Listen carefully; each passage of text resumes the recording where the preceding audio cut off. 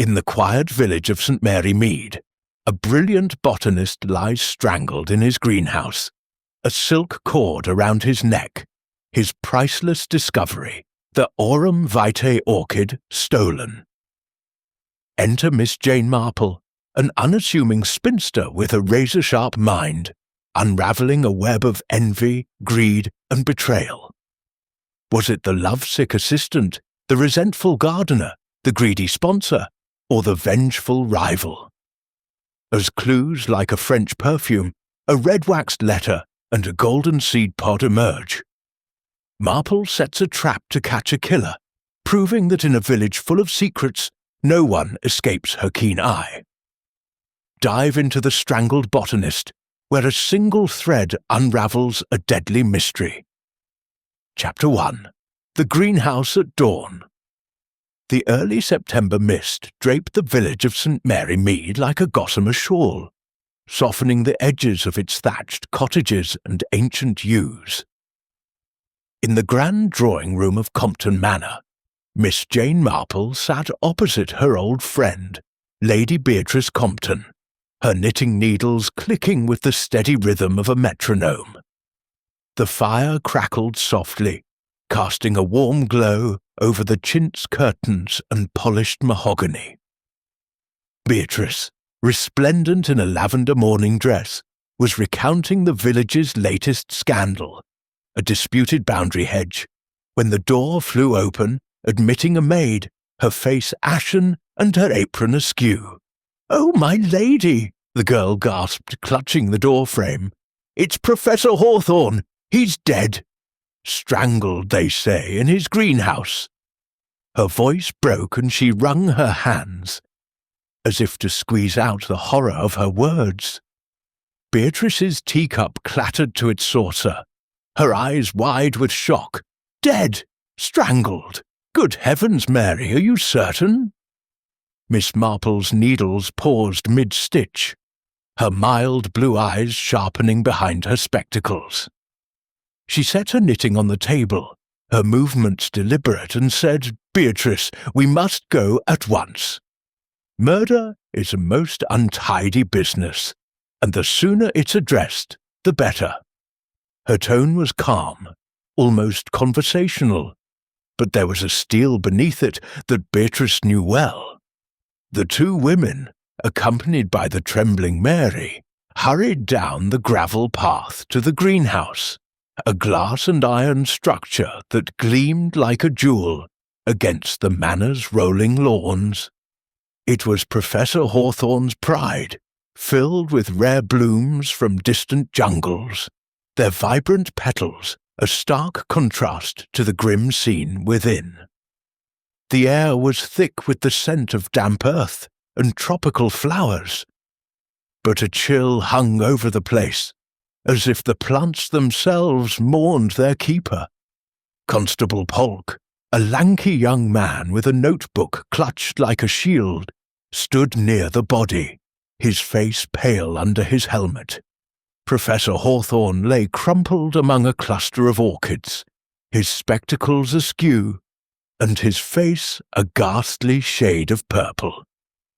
A thin silk cord, fine as a spider's thread and incongruously elegant, was knotted tightly around his neck. Nearby, a terracotta pot lay shattered, its soil scattered like a wound, and a watering can had tipped over, its contents pooling on the stone floor. Miss Marple stepped forward, her sensible shoes avoiding the debris. She leaned closer, her eyes tracing the cord's delicate weave. Too refined, she thought, for a gardener's tool. She straightened, her gaze sweeping the greenhouse. A faint scent, floral yet sharp, lingered in the air, distinct from the heavy perfume of the orchids. It was foreign, perhaps French, and it pricked her memory, though she could not yet place it. "Curious," she murmured, her voice barely audible. Over Polk's nervous cough. "Miss Marple," Beatrice whispered, her hand on her friend's arm. "This is dreadful. Who could do such a thing?" Miss Marple's lips pursed slightly. "Someone with purpose, Beatrice. Strangling is not a crime of impulse. It requires intent and nerve." She glanced at Polk, who was scribbling furiously, and added, "Constable, have you noted the state of the professor's hands?" "No scratches, I see." He didn't fight back. Polk blinked, caught off guard. No, ma'am, I mean, yes, I'll check." He knelt awkwardly, confirming her observation. Miss Marple nodded, her mind already weaving threads of possibility. The greenhouse was locked at night, Beatrice had said, yet someone had entered, killed, and left without breaking the glass. A key, perhaps, or someone trusted. She stepped carefully around a workbench, cluttered with pruning shears and labelled vials, her eyes catching a smudge of red wax on a nearby shelf, as if a seal had been broken and discarded in haste. Beatrice, wringing her hands, said, "Poor Hawthorne!" He was eccentric but brilliant. His work with those orchids was his life. "Indeed," Miss Marple replied, her tone thoughtful, "and a life's work can inspire great devotion or great envy." She glanced at the orchids, their petals glowing like embers in the morning light, and made a mental note to inquire about the professor's latest project. For now, she turned to Polk.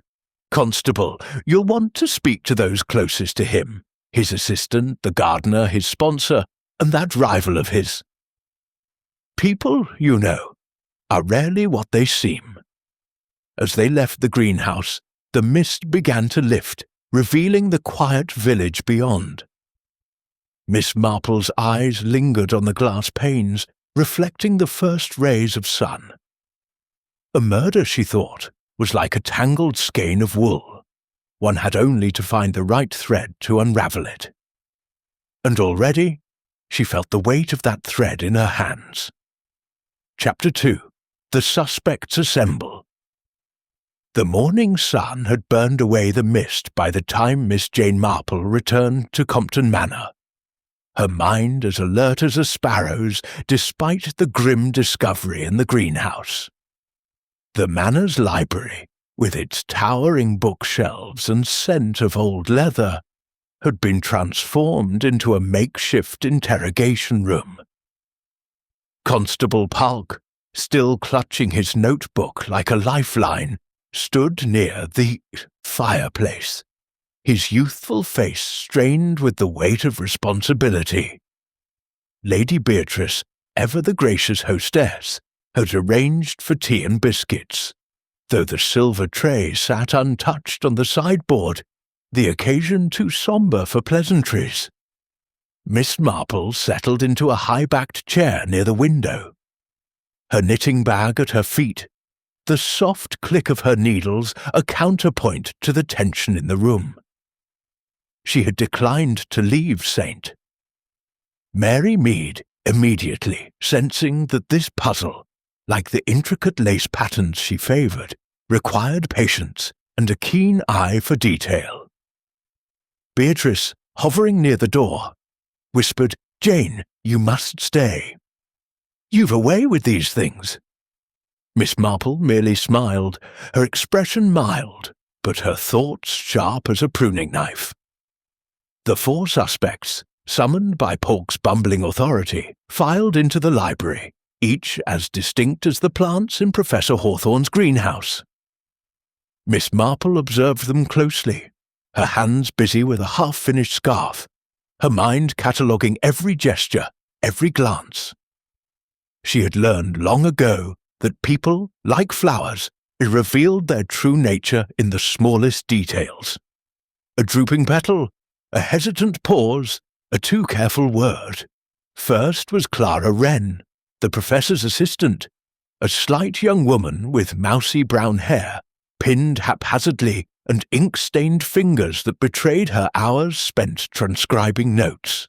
Her eyes, large and nervous behind round spectacles, darted about the room, settling nowhere. She wore a plain grey dress, its hem slightly frayed, and her hands twisted a handkerchief as if it might anchor her to the earth. Miss Marple noted the faint tremble in her fingers, and the way she avoided Polk's gaze, as if the constable's questions were accusations of themselves. Next came Tom Digby, the gardener, a burly man whose weathered face and calloused hands spoke of years spent wrestling nature into submission. His tweed jacket was patched at the elbows, and his boots, though recently cleaned, bore traces of the greenhouse's rich soil. He stood with his arms crossed, his jaw set, his eyes narrowed, as if daring anyone to question his presence. Miss Marple's needles paused briefly as she caught the faint scent of tobacco on him, a detail that stirred a memory of the greenhouse's air, though she could not yet place why. Sir Reginald Vance, the sponsor, swept in with the air of a man accustomed to commanding attention. His tailored suit, a touch too ostentatious for a village morning, gleamed with the sheen of wealth, and his gold pocket watch dangled ostentatiously from his waistcoat. His florid face was set in a mask of indignation, as if the murder were a personal affront to his investments.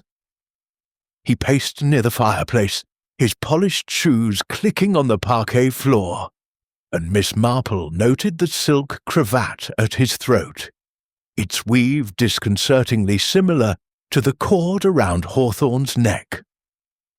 Last was Dr. Evelyn Carver, the rival botanist, a woman whose sharp features and cool demeanour set her apart like a rare specimen in a common garden. Her dark hair was pulled back severely, and her tailored green suit, immaculate despite the morning's upheaval, suggested a precision that bordered on obsession. She wore gloves, white kid leather, pristine and oddly formal for a village visit, and her grey eyes scanned the room with a detachment that Miss Marple found both intriguing and unsettling. Dr. Carver stood near a bookcase, one hand resting lightly on its edge, as if distancing herself from the other's agitation. Constable Polk cleared his throat, his voice wavering as he addressed the group. Right then. Professor Hawthorne was found dead this morning, as you've heard.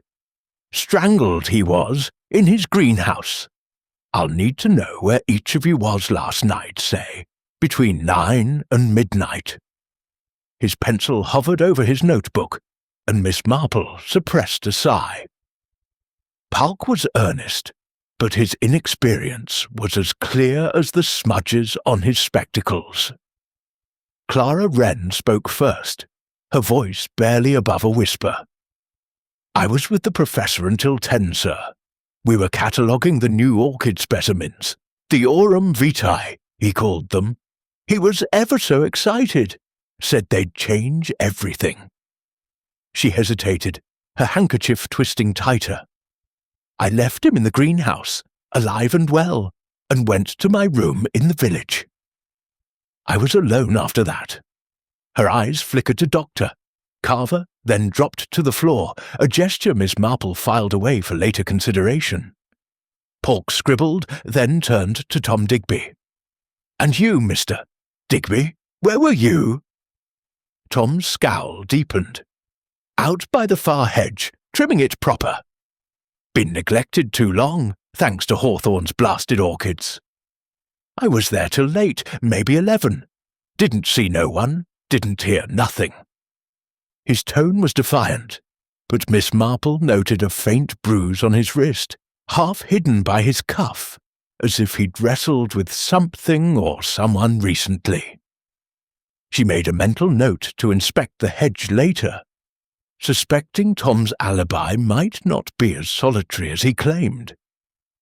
Sir Reginald Vance interrupted before Polk could move on, his voice booming.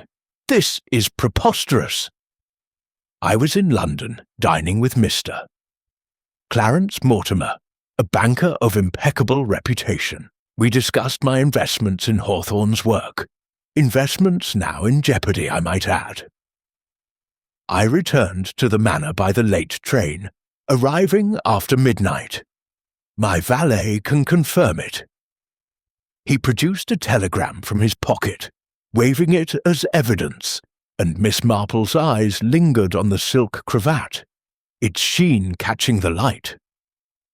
A coincidence, perhaps, but she had little faith in coincidences where murder was concerned.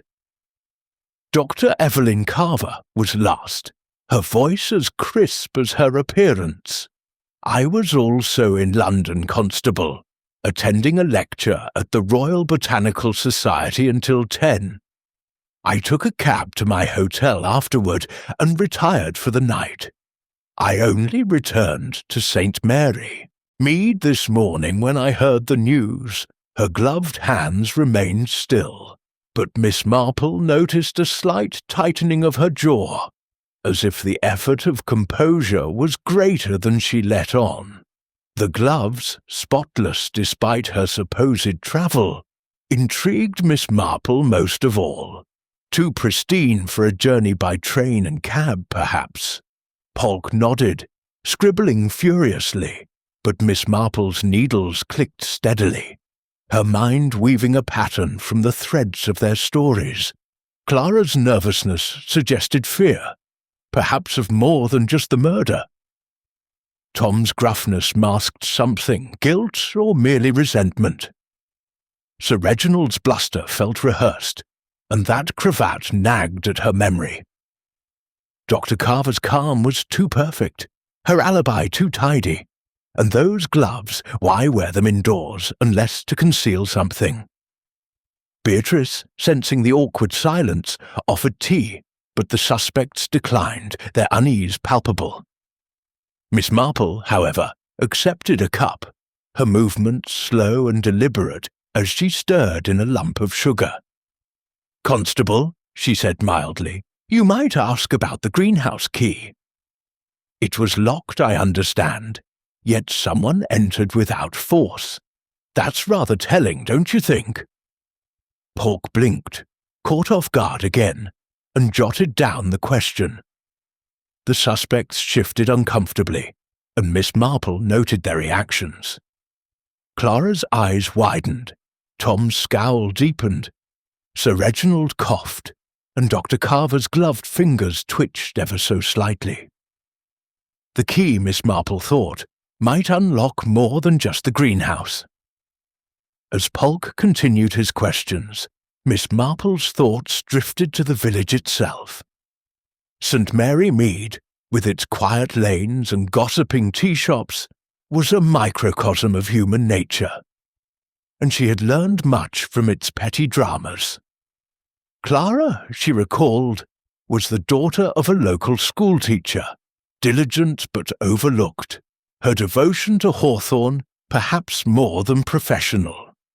Tom Digby, a fixture at the manor for decades, had grumbled about reduced hours since Hawthorne's orchids took precedence.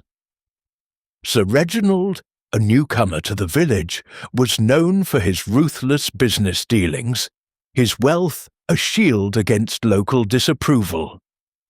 Dr. Carver, though, was an enigma, a brilliant botanist whose rivalry with Hawthorne had been the talk of academic circles, whispered about, even in St. Mary Mead's post office. The library's grandfather clock chimed noon, and Polk, looking overwhelmed, dismissed the suspects with a promise to follow up. They dispersed, Clara hurrying out as if escaping, Tom stalking to the garden, Sir Reginald muttering about telegrams and Doctor, Carver gliding away with a nod. Miss Marple remained, her knitting resumed, her eyes thoughtful. Beatrice sat beside her, her voice low. "Jane, what do you make of them?"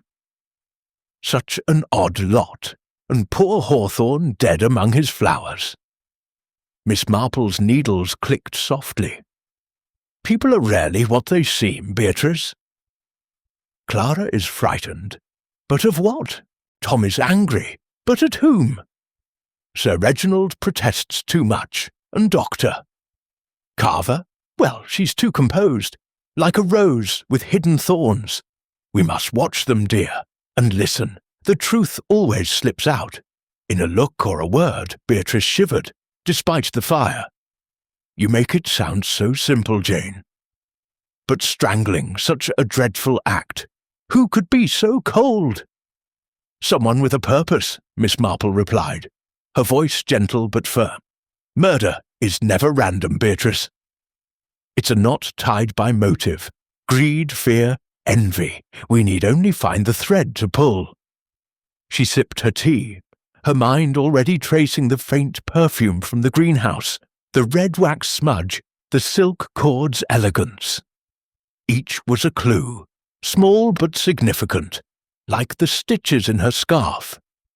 As Beatrice chattered nervously about the village's shock, Miss Marple's thoughts turned to the aurum vitae, the orchid that had consumed Hawthorne's final days. A discovery of such value could inspire devotion or destruction. She resolved to visit the greenhouse again, to examine the workbench and that curious red wax. For now, she listened to Beatrice, her needles moving steadily, her mind weaving a pattern that would in time reveal the killer's hand. The library grew quiet, save for the fire's crackle and the distant hum of the village waking to its day. Miss Marple's eyes, bright and unyielding, missed nothing. In St. Mary Mead, as in life, the smallest details held the greatest truths, and she was determined to uncover them, one stitch at a time. Chapter 3. The Professor's Discovery. The afternoon sun cast dappled shadows through the elms lining Compton Manor's drive, as Miss Jane Marple walked slowly toward the village, her sturdy umbrella tapping the gravel with each step. Lady Beatrice had insisted she stay for luncheon, but Miss Marple, citing a need for fresh air, had excused herself. In truth, her mind was restless, turning over the morning's revelations like a gardener inspecting soil for signs of blight. The silk cord, the foreign perfume, the smudge of red wax, these were not mere details, but signposts, pointing to a motive she had yet to fully grasp. And the aurum vitae, that elusive orchid, seemed the heart of it all. St. Mary Mead was stirring with its usual rhythm, the butcher's boy whistling as he pedalled past, Mrs. Price at the post office sorting letters with a gossip's keen eye, and the vicar's wife tending her dahlias while casting furtive glances toward the manor. Miss Marple smiled faintly, knowing the village's pulse as well as her own. By evening, the news of Professor Hawthorne's murder would be dissected over every tea table, embroidered with speculation. She had no doubt some useful thread of truth would emerge from the chatter. For villagers, like her knitting, often revealed patterns unwittingly. At the manor, Beatrice had invited her to stay for the duration of the inquiry, an offer Miss Marple accepted with her usual demureness. "You're too kind, Beatrice," she had said, "but I shan't impose long." A few days, perhaps, to see this sad business settled inwardly, she relished the challenge. Murder, she thought, was a distortion of human nature, and she had a knack for setting such distortions right, much as one might straighten a crooked stitch. After a brief stop at the village inn to secure her room, Miss Marple returned to the manor as dusk settled, the sky a soft bruise of purple and gold. Beatrice, ever anxious to be useful, suggested they dine early, but Miss Marple's thoughts were elsewhere. "I think, dear, I'll take a turn about the greenhouse," she said, her tone as mild as if she proposed a stroll through the rose garden. Beatrice protested, citing the hour and the unpleasantness. but Miss Marple's gentle insistence prevailed. Armed with a torch and her ever-present knitting bag, she made her way to the glass structure, its panes glinting under the rising moon. The greenhouse was silent, save for the faint drip of condensation and the rustle of leaves stirred by a draught. Constable Polk had posted a young officer at the door, but Miss Marple's air of quiet authority, honed over years of navigating village hierarchies, saw her admitted without fuss. "Just a look, lad," she said, her smile disarming. "Old ladies, you know, are curious creatures." The officer nodded, clearly unsure why this frail figure with her lace cap warranted such deference.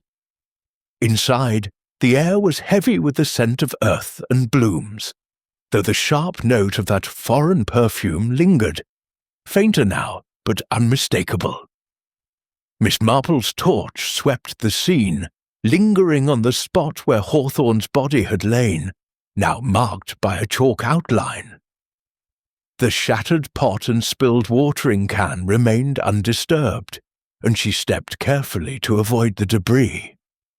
Her attention turned to the professor's workbench, a clutter of vials, pruning shears, and notebooks, its surface dusted with pollen like fine gold. She paused, her torch catching a small brass lock on a journal half buried under a stack of papers. The lock was simple, the sort a child might secure a diary with, but it suggested something worth protecting. Miss Marple, with a glance to ensure the officer was occupied, produced a hairpin from her bag. Her fingers, nimble despite their years, worked the lock with a practiced ease that would have surprised those who saw only a spinster's harmless hobbies. The journal sprang open, revealing pages of meticulous notes in Hawthorne's spidery hand, interspersed with sketches of an orchid unlike any she had seen. Petals like molten gold, veined with crimson.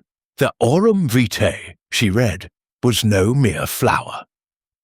Hawthorne's notes described its potential as a medicinal marvel, its extract capable of treating ailments from fever to heart conditions. "A fortune in petals," Miss Marple murmured, her mind turning to Sir Reginald's bluster about profits and Dr. Carver's precise knowledge of the plant. One page, however, was missing, its jagged edge betraying a hasty tear. Near the journal, she spotted a faint smudge of red wax, identical to that on the shelf she'd noticed earlier.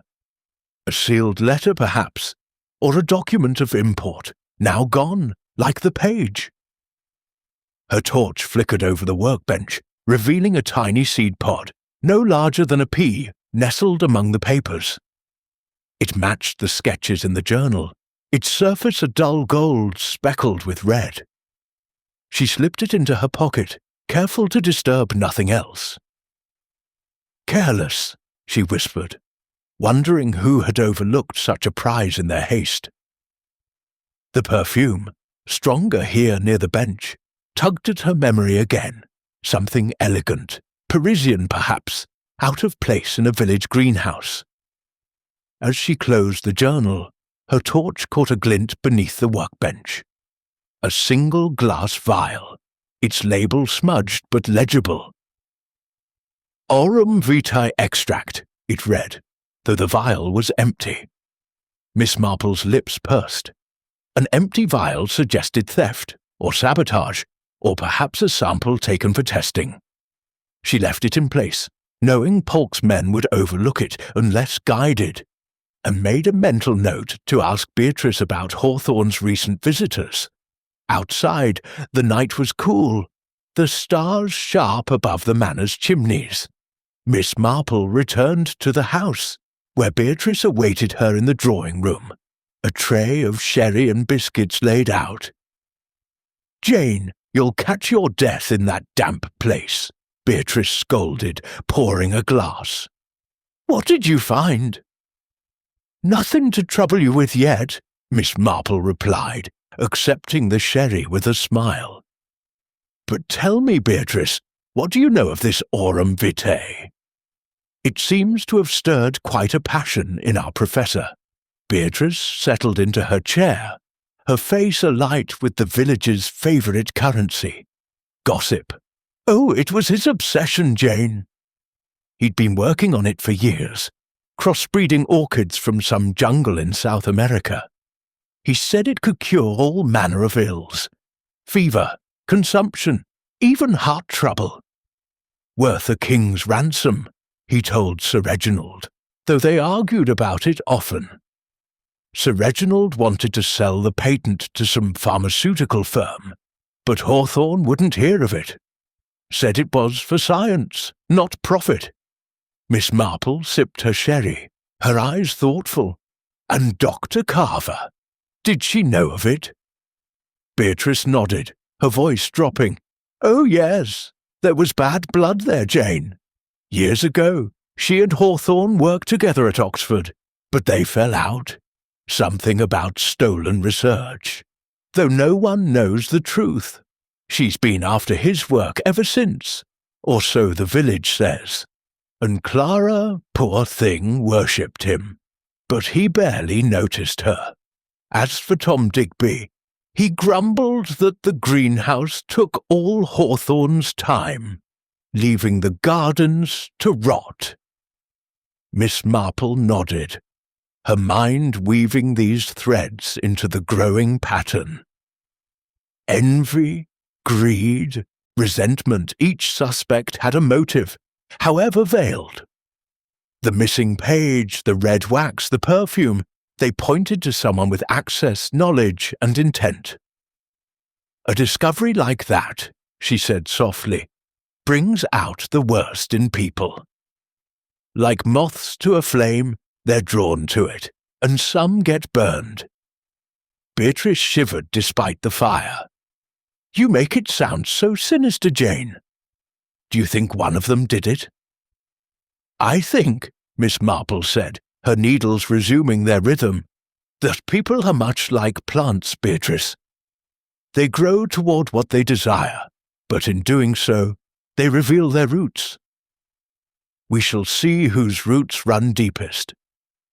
As Beatrice prattled on about the village's shock, Miss Marple's thoughts returned to the greenhouse. The seed pod in her pocket felt heavy, a small but vital clue.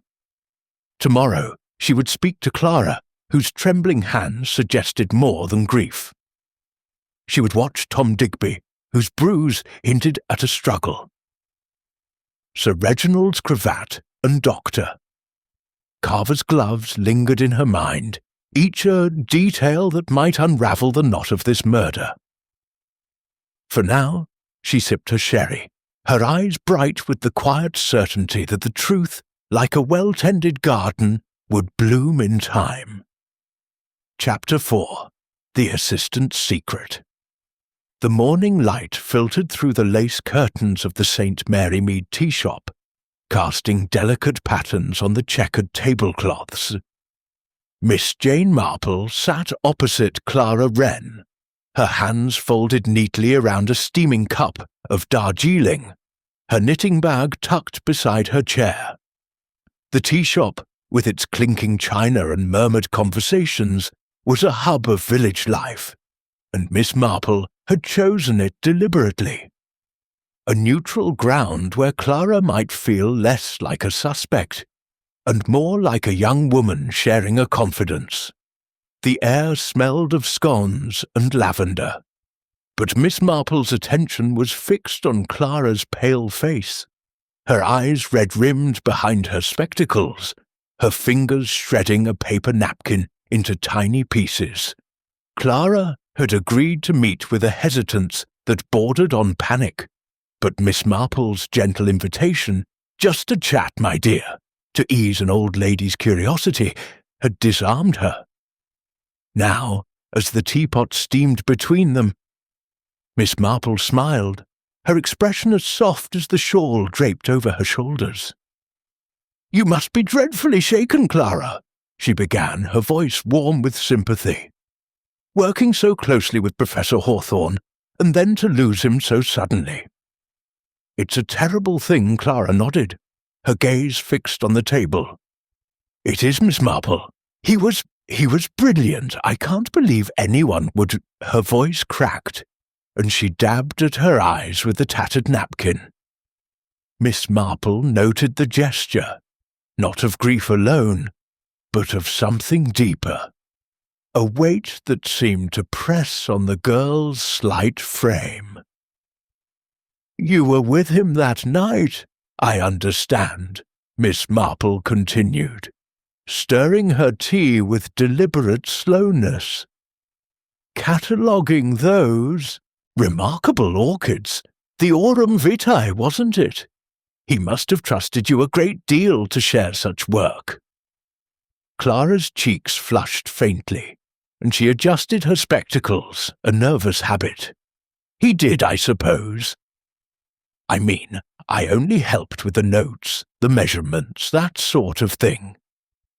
He was so excited that night, said the aurum vitae was nearly ready to present to the Botanical Society. But he kept looking out the greenhouse windows, as if he expected someone. Her voice faltered, and she glanced at Miss Marple, then away. I left him at 10, alive and well, I swear it." Miss Marple nodded, her eyes kind but piercing. "Of course, my dear. And you went straight to your room in the village. A quiet evening, I imagine, after such a long day." Clara hesitated, her fingers tightening on the napkin. "Yes, I went home, read a bit, then bed." The words came too quickly, and Miss Marple's needles, had they been in her hands, would have paused. Instead, she sipped her tea, letting the silence stretch. Clara's discomfort grew, her eyes darting to the tea-shop's door as if she longed to flee. "You admired him, didn't you?" Miss Marple said softly, her tone that of a kindly aunt. "It's only natural, working with such a brilliant man. I remember my own niece, Mabel, quite taken with her professor at university. Devotion can be a powerful thing." Clara's flush deepened, and her eyes brimmed with tears. "I did admire him," she whispered, "more than I should have, perhaps. He was so dedicated, so passionate about his work. I hoped he might notice me, not just as his assistant, but he was married to his orchids, not to me." Her voice broke, and she covered her face with her hands, the napkin falling to the table in a crumpled heap. Miss Marple reached across, patting Clara's arm gently. There, my dear. Unrequited affection is a heavy burden, but you mustn't blame yourself. Men like Professor Hawthorne often see only their work, not the hearts around them." She paused, then added, almost as an afterthought, "Did he ever mention Doctor Carver? I understand they had a history." Clara's hands dropped, and her eyes flashed with something close to fear. "Oh yes, he didn't like to talk about her, but when he did, it was with such bitterness. She accused him of stealing her research years ago, when they were at Oxford. He said she was ruthless, that she'd do anything to get ahead. I saw her once, outside the greenhouse, months ago. She was arguing with him, her voice so sharp it carried through the glass. I think she hated him." Miss Marple's lips pursed slightly, her mind filing away this confirmation of Dr. Carver's enmity. "How distressing for you to witness," she said. "And that night, did you see anyone else near the greenhouse?" "Anyone at all?" Clara shook her head, but her hesitation was telling. "No, I don't think so. It was dark and I was tired. I just wanted to get home." Her fingers, free of calluses or marks, trembled as she reached for her tea, and Miss Marple noted their softness, unlike those of someone who might have wielded a strangling cord. The tea shop bustled around them, the clatter of cups and the hum of gossip a comforting backdrop. Miss Marple leaned back, her eyes thoughtful.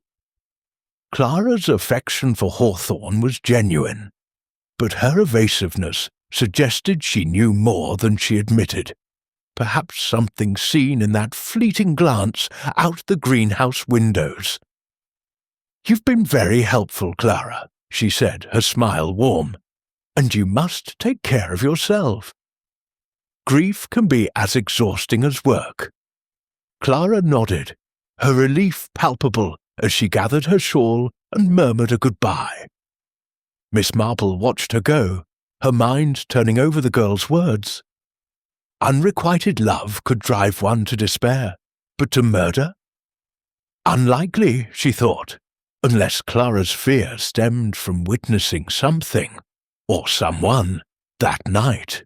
The mention of Dr. Carver's hatred was a thread worth pulling, and Miss Marple resolved to pursue it. As she paid for the tea, she overheard Mrs. Price, the postmistress, whispering to a customer about a letter Hawthorne had sent the day before his death, sealed with red wax and addressed to the Royal Botanical Society. Most particular he was about it going express, Mrs. Price said, her voice ripe with intrigue. Miss Marple's eyes gleamed. The red wax smudge in the greenhouse, the torn journal page. Perhaps the letter held the key to the Aurum Vitae's secrets. Stepping into the crisp morning air, Miss Marple adjusted her hat and set off toward the manor, her umbrella a steady companion. Clara's trembling hands and halting words had revealed much, but not all. The greenhouse, with its locked journal and hidden seed pod, still held answers, and Miss Marple felt the pattern of this murder beginning to take shape. Like a delicate orchid, the truth required careful tending, but she was patient. The roots of this crime, she knew, would soon be exposed. Chapter 5. The Gardener's Grudge. The late morning sun hung low over St. Mary Mead, its rays piercing the autumn haze to gild the manor's sprawling gardens. Miss Jane Marple, her umbrella tucked under one arm and her knitting bag swinging lightly, made her way along the gravel path toward the garden shed, where she had been told Tom Digby could be found. The air carried the sharp scent of cut grass and the faint tang of wood smoke, a reminder of the village's quiet industry. Miss Marple's steps were unhurried, her eyes taking in the neatly trimmed hedges and the rose beds, which, despite their beauty, showed signs of neglect, wilted blooms and unweeded patches that spoke of a gardener stretched thin. The shed, a weathered structure of oak and corrugated iron, stood at the edge of the estate, half hidden by a stand of yews. Its door was ajar, and from within came the rhythmic scrape of metal on stone. Miss Marple paused, adjusting her hat, and called out in her gentle, disarming way, "Mr. Digby, might I have a word? I'm ever so fond of roses, and I hear you're the man to talk to." Tom Digby appeared in the doorway, a sharpening stone in one hand and a pair of shears in the other. His broad frame filled the space, his face weathered as the shed itself, with deep lines etched by sun and discontent. His tweed cap was pulled low, and his eyes, narrowed beneath bushy brows, regarded Miss Marple with suspicion. "Roses, eh?" he grunted, setting the shears down with a clatter. "Ain't much time for 'em lately, what with Hawthorne's blasted greenhouse hogging all the attention." Miss Marple smiled, her expression as benign as a vicar's wife at a church fete. "Oh, I can imagine it's been trying," she said, stepping closer to admire a nearby rose bush, its petals drooping slightly. Such lovely gardens, though. You must take great pride in them, Mr. Digby. It's a shame the professor's work kept you so busy elsewhere. Tom's scowl softened, though only just, as he wiped his hands on a rag stained with soil and oil. Busy ain't the half of it, miss. Hawthorne had me fetchin' this, carryin' that, all for his precious orchids. Barely a moment for the roses or the hedges. Treated me like a lackey he did, after 20 years tending this estate. His voice was gruff, but Miss Marple caught the undercurrent of resentment, sharp as the shears he'd been sharpening. She nodded sympathetically, her eyes drifting to his hands, calloused, strong, with a faint bruise circling his right wrist, partially hidden by his cuff. It was the same bruise she'd noticed in the library, and it intrigued her. A struggle, perhaps, or merely the result of heavy work? It must have been vexing, she said, her tone light. I suppose you were out tending the far hedge that night, as you told Constable Polk? Such strenuous work, and so late, Tom's eyes flickered, and he shifted his weight, the rag twisting in his hands. Aye, that's right. The hedge by the west field, grown wild it has. Was out there till nigh on 11, alone, didn't see nothing, didn't hear nothing. His words were clipped, his gaze dropping to the ground, where his boots, still flecked with greenhouse soil despite their recent cleaning, left faint imprints. Miss Marple tilted her head, as if considering the hedge's plight. How dedicated you are, Mr. Digby. Not many would work so late and alone, though I suppose the greenhouse wasn't far off. Did you happen to notice any lights there, or perhaps someone passing by? Her question was casual, but her eyes were keen, watching for the smallest tell. Tom's jaw tightened, and he tossed the rag onto a workbench cluttered with tools and seed packets. Didn't see a soul, he said, a touch too firmly.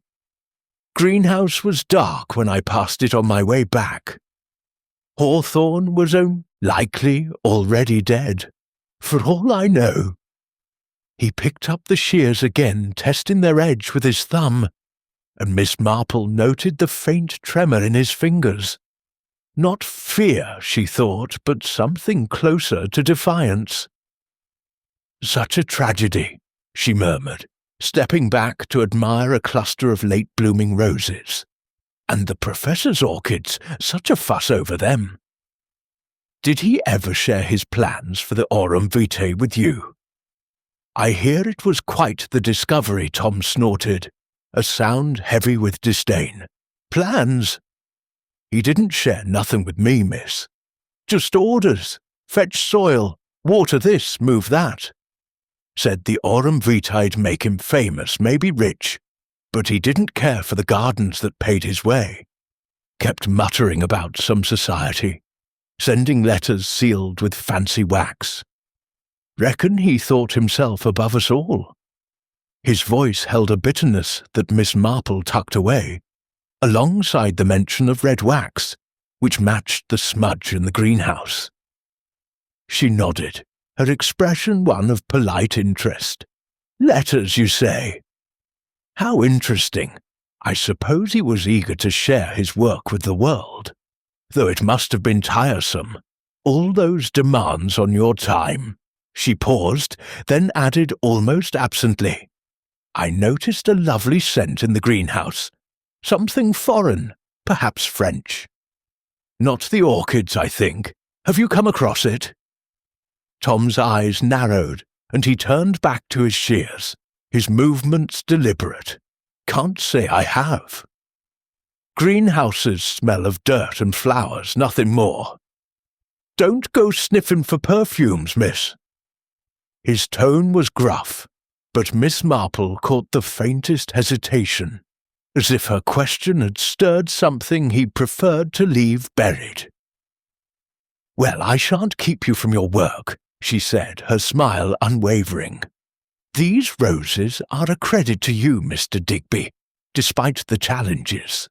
I do hope the manor appreciates your efforts." She turned to go, her umbrella tapping the path, but her mind was busy. Tom's resentment was palpable, his alibi vague, and that bruise, too fresh for mere gardening, suggested a physical encounter. Had he argued with Hawthorne, perhaps over neglected duties? Or had he crossed paths with someone else that night? As she walked back to the manor, Miss Marple passed the west field, where the hedge Tom had mentioned stood in a ragged line. She paused, her eyes scanning the ground. The soil was disturbed, but not by pruning. There were scuff marks, as if two people had stood close, perhaps grappling. A single leaf, caught in the hedge, bore a faint smear of what looked like blood, though it might have been sap.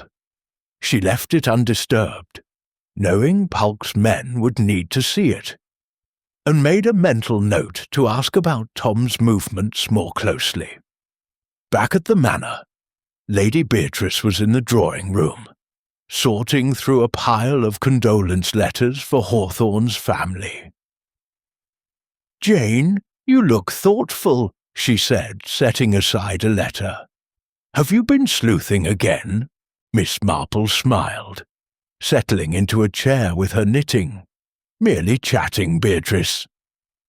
Mr. Digby is a man of strong feelings, it seems. The professor's focus on the greenhouse left him rather out of sorts. She recounted Tom's bitterness, omitting the bruise and the hedge for now, and asked, did he ever mention any trouble with Hawthorne? A quarrel, perhaps? Beatrice frowned, tapping a letter against her palm. Not directly, but Tom was always grumbling about the greenhouse.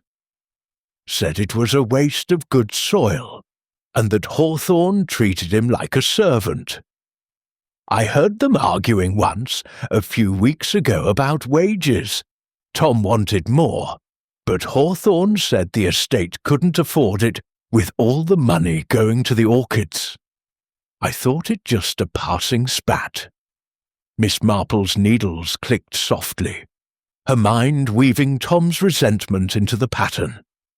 A man scorned in his work, overlooked and undervalued, might harbour a grudge deep enough to kill. Though strangling, she thought, required a colder intent than Tom's hot temper suggested. Still, the bruise and the scuff marks nagged at her, as did his dismissal of the perfume. Had he noticed it and lied, or was his nose too accustomed to soil to care? "Beatrice," she said, her tone light, "do you know if Tom ever worked late in the greenhouse itself?" "He seems so tied to the gardens." Beatrice shook her head. "Rarely, I think. Hawthorne was particular about who entered his sanctuary. Clara was there most, and sometimes Sir Reginald, poking about for his investment. Dr. Carver visited once or twice, I believe, though never warmly welcomed. Miss Marple nodded, her thoughts turning to the other suspects. Tom's grudge was clear, but his role in the murder remained uncertain. The perfume, the red wax, the missing page, they pointed to someone with access and motive, perhaps someone's more calculated than a disgruntled gardener. She resolved to speak to Sir Reginald next, his silk cravat still a troubling echo of the murder weapon. As Beatrice prattled on about the village's shock, Miss Marple's knitting grew steadily, each stitch a step closer to the truth. The greenhouse, with its secrets and scents, held the key, and she would return there, armed with her torch and her unerring instinct for human nature. For now, she listened, her eyes bright with the quiet certainty that the murderer's roots, however deep, would soon be unearthed. Chapter 6. The sponsor's motives. The afternoon sun bathed Compton Manor in a golden glow, its rays glinting off the polished brass fittings of the front door. As Miss Jane Marple approached, her umbrella, a constant companion despite the clear sky, tapped lightly on the flagstones, a rhythm as steady as her thoughts. The morning's conversation with Tom Digby had left her with a tangle of threads. His resentment, the bruise on his wrist, the scuff marks by the hedge. But she sensed the pattern of this murder was still incomplete. Sir Reginald Vance, with his ostentatious wealth and that troubling silk cravat, was the next piece to examine, and Miss Marple had arranged to meet him under the guise of discussing the manor's charitable contributions, a topic she knew would appeal to his vanity. The manor's butler, a dour man named Hawkins, ushered her into Sir Reginald's study, a room as grandiose as its occupant. Mahogany panels gleamed under the light of a crystal chandelier, and a massive desk dominated the space, its surface cluttered with ledgers, a gold fountain pen, and a decanter of brandy. Sir Reginald stood by a window overlooking the gardens, his broad frame silhouetted against the glass, his fingers toying with the silk cravat at his throat. It was a rich burgundy, its weave fine and lustrous, and Miss Marple's eyes lingered on it, recalling the cord that had ended Professor Hawthorne's life. "Ah, Miss Marple," Sir Reginald boomed, turning with a smile that was more performance than warmth. "Lady Beatrice said you wished to discuss the manor's philanthropy. A worthy cause, I'm sure, though I confess this dreadful business with Hawthorne has quite disrupted my plans." He gestured to a plush armchair, and Miss Marple settled into it, her knitting bag at her feet, her expression one of polite interest. "Indeed, Sir Reginald," she said, her voice soft as a summer breeze, "it's a terrible shock to us all. But I understand you are a great supporter of the Professor's work. His loss must be a blow, not only to science, but to your investments." She tilted her head, her eyes bright behind her spectacles, watching as he poured himself a brandy, his movements just a touch too deliberate. Sir Reginald's smile tightened, and he sank into the chair behind his desk, the brandy glass cradled in his hand. "A blow, yes, though I dare say the man brought it on himself. Brilliant, no doubt, but stubborn as a mule. I funded his research for years. Thousands of pounds, Miss Marple, poured into that greenhouse of his. All for this aurum vitae, a flower he claimed would revolutionize medicine. But would he sell the patent? No. Said it was for the good of mankind, not profit." He snorted, a sound heavy with exasperation, and took a sip of brandy. Miss Marple nodded, her hands folded neatly in her lap. "How frustrating that must have been," she said, her tone sympathetic, "to invest so much, only to see your hopes delayed." "I suppose you discuss this with him often?" "Too often," Sir Reginald replied, his florid face reddening further. "The night before he died, we had words. Civil, mind you, but firm. I told him the pharmaceutical firms were clamouring for the aurum vitae, offering sums that would secure the manor's future. He refused, said he needed more time to perfect it, to present it to some botanical society. Poppycock, I say. Science doesn't pay the bills." His fingers tightened on the glass, and Miss Marple noted the faint tremor, as if his bluster masked a deeper unease.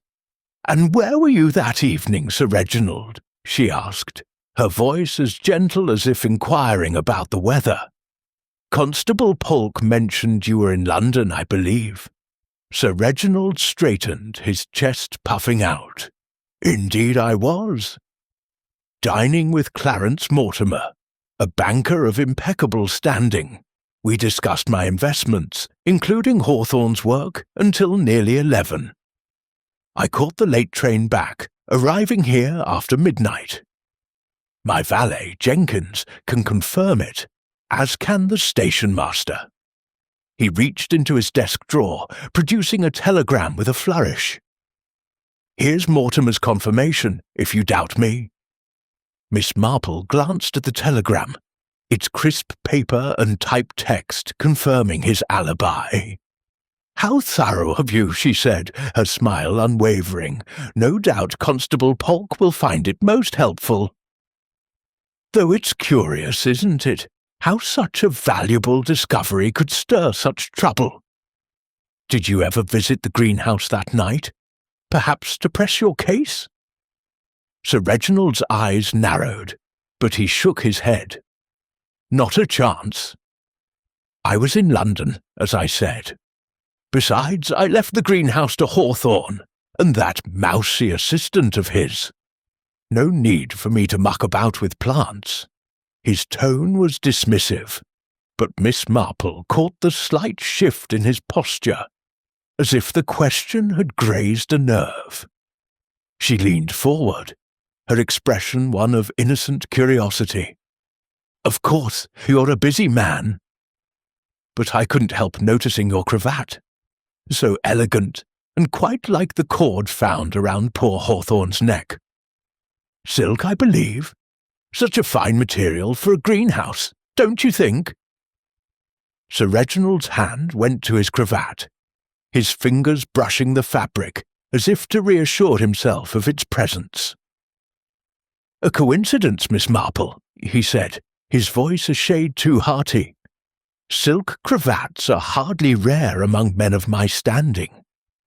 I've a dozen like it, gifts from my tailor in Savile Row. Surely you don't think, he broke off, his laugh forced, and took another sip of brandy. Miss Marple's eyes twinkled, though her face remained placid. Oh, I think very little, Sir Reginald. I'm only an old lady with a fondness for details. But you must have been close to the professor's work to invest so heavily. Did he ever show you his journal, or perhaps a letter he was writing? I hear he was quite particular about his correspondence. Sir Reginald's brow furrowed, and he set the glass down with a clink. Letters? I suppose he mentioned sending something to that botanical society of his, sealed with red wax, always so dramatic. But I didn't see it. My concern was the business side, not his scribblings. His tone was curt, and Miss Marple noted the way his eyes flicked to the desk, where a small box of sealing wax, red, like that in the greenhouse, sat among his papers. She rose, smoothing her skirt, her smile as gentle as ever. You've been most kind to indulge me, Sir Reginald. I shan't take more of your time. The Manor's gardens are lovely, thanks to your support, I'm sure. She moved toward the door, her umbrella tapping softly, but paused as if struck by a thought. One last thing. Did you ever notice a particular scent in the greenhouse? Something foreign, perhaps, not like the flowers. Sir Reginald blinked, caught off guard. A scent? Can't say I did. Greenhouses smell of dirt and damp, nothing more. His answer was swift, but Miss Marple caught the faintest hesitation, as if he was sifting his memory for something he'd rather forget. As Hawkins showed her out, Miss Marple's mind was busy, weaving the threads of Sir Reginald's bluster into the growing pattern. His alibi was solid, backed by the telegram, but his irritation with Hawthorne's refusal to sell the aurum vitae suggested a motive. Greed, perhaps, or the fear of financial loss. The cravat, so like the murder weapon, was a troubling detail, and the red wax on his desk a link to the greenhouse's secrets. Had he been in the greenhouse that night, despite his claims? Or was his role merely that of a frustrated investor, pushed to the sidelines by a stubborn scientist? Back in the drawing room, Lady Beatrice was arranging flowers, her hands fluttering nervously. "Jane, you look positively absorbed," she said, setting down a vase of dahlias. "What did Sir Reginald have to say?" Miss Marple settled into a chair, her knitting bag open and her needles clicking softly. "He's a man of strong opinions, Beatrice, and stronger ambitions. The aurum vitae was his golden goose, but Hawthorne wouldn't let it fly. It's made him cross, I think, and cross men can be careless." She recounted his alibi and his dismissal of the perfume, her tone light but her eyes sharp. Beatrice frowned, snipping a stem with more force than necessary.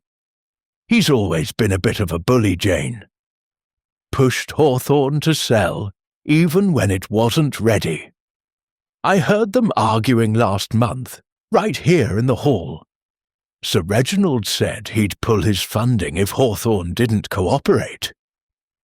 But murder? Surely not. Miss Marple's needles paused, her gaze distant. People do surprising things when their fortunes are at stake, Beatrice. A man like Sir Reginald doesn't like to be thwarted." She thought of the cravat, the wax, the brandy trembling in his hand. Greed was a powerful motive, but the perfume, elusive, elegant, pointed elsewhere, perhaps to someone with a subtler hand. As the afternoon faded into evening, Miss Marple's thoughts turned to Dr. Carver, whose cool precision and pristine gloves lingered in her mind. Sir Reginald's bluster was a contrast to her restraint, but both held secrets, she was sure. The greenhouse, with its missing page and hidden vial, waited for her return, and she resolved to visit it again, to trace the scent that refused to fade. For now, she knitted, her needles weaving, a pattern as intricate as the truth she sought, each stitch bringing her closer to the heart of this tangled crime. Chapter 7. The Rival's Shadow. The evening air in St. Mary Mead carried a chill that hinted at autumn's approach, and Miss Jane Marple drew her shawl tighter as she walked the short distance to the village inn. The Rose and Crown, with its low beams and flickering lamps, was a cosy refuge from the day's grim discoveries. But Miss Marple's purpose was far from leisurely. Dr. Evelyn Carver, the rival botanist whose name had surfaced in whispers of enmity, was staying at the inn, and Miss Marple intended to speak with her. The woman's cool demeanour and pristine gloves had lingered in her thoughts, like a melody that refused to resolve, and Miss Marple sensed that Dr. Carver held a key piece of the puzzle surrounding Professor Hawthorne's death. The inn's parlour was quiet, save for the soft clink of glasses and the murmur of a few locals at the bar. Dr. Carver sat alone at a corner table, a notebook open before her, her pen moving with the precision of a surgeon. Her green suit was as immaculate as ever, and her white kid gloves, still worn despite the indoor warmth, rested lightly on the table's edge. Miss Marple approached with her usual unassuming air, her umbrella tucked under one arm and her knitting bag swinging gently. "Dr. Carver, I hope I'm not intruding," she said, her voice soft and deferential. "I'm Jane Marple, a friend of Lady Beatrice. I've heard such fascinating things about your work in botany." Dr. Carver looked up, her grey eyes assessing Miss Marple with a flicker of surprise, quickly masked by a polite smile. "Not at all, Miss Marple," she said, closing her notebook with a deliberate snap. "It's kind of you to take an interest. Though I'm afraid my work is rather technical for most." Her tone was smooth, almost condescending, but Miss Marple's smile remained serene, as if she hadn't noticed the slight. "Oh, I'm no scholar, dear," Miss Marple said, settling into the chair opposite with a rustle of her skirt. "But I do love a garden, and I understand you and Professor Hawthorne shared a passion for rare plants." "Such a tragedy, his loss. You must have known him well, from your time at Oxford, I believe." Her question was gentle, but her eyes were sharp, watching for the smallest shift in Dr. Carver's composure. Dr. Carver's smile tightened, and her gloved fingers brushed the edge of her notebook. "We were colleagues, yes, years ago. Our paths diverged, as they often do in academia. His death is unfortunate, of course, but we were not close." Her words were clipped, and Miss Marple noted the way her gaze flicked to the window, as if seeking an escape from the conversation. The inn's barmaid, a rosy-cheeked girl named Lily, approached with a tray of sherry, and Miss Marple accepted a glass with a nod of thanks. "How kind," she said, then turned back to Dr. Carver. "I suppose you were in London when it happened. Constable Polk mentioned a lecture at the Royal Botanical Society. It must be exhausting, all that travel." Dr. Carver nodded, her posture rigid. "Yes, I was at the lecture until 10, then returned to my hotel. I only came to St. Mary Mead this morning when I heard the news." Her voice was steady, but Miss Marple caught a faint tremor in her gloved hand as she reached for her own glass, barely touching the sherry. The gloves, still spotless despite a supposed journey by cab and train, intrigued Miss Marple more than ever. Too pristine for someone who claimed to have rushed to the village. "Such a long evening," Miss Marple said, her tone sympathetic. "And yet you seem so composed, dear." "I dare say I'd be quite frazzled after such a trip. Did you know much about the Professor's latest work? The Aurum Vitae, I believe it's called? Lady Beatrice says it was quite extraordinary." Dr. Carver's eyes narrowed slightly, though her smile held. "I heard of it, naturally. Hawthorne was vocal about his projects, even when they built on others' work. The Aurum Vitae was promising, I'll grant, but not revolutionary. My own research on medicinal plants is far advanced, and I suspect his claims were exaggerated." Her tone was dismissive, but Miss Marple caught a spark of something, envy, perhaps, or anger, beneath the polished surface. "How fascinating," Miss Marple said, sipping her sherry. "Though it's curious, isn't it, how such a discovery could stir so much feeling? I heard you and the Professor had a falling out years ago. Something about research, perhaps? Villagers do love their stories." She smiled, as if sharing a harmless bit of gossip, but her eyes never left Dr. Carver's face. The botanist's lips pressed into a thin line, and her gloved fingers tightened on the glass. "Village gossip is often unreliable, Miss Marple.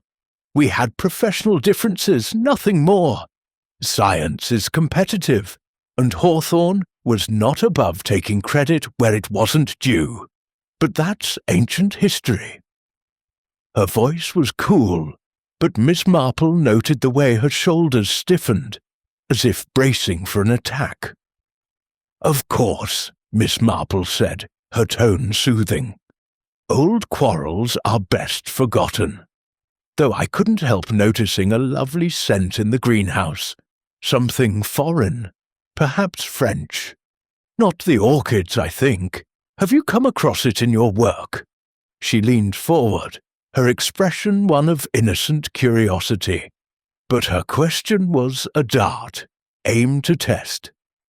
Dr. Carver's glass paused halfway to her lips, and for a moment her composure faltered. Assent? Greenhouses are full of smells. Flowers, soil, chemicals. I wouldn't know one from another.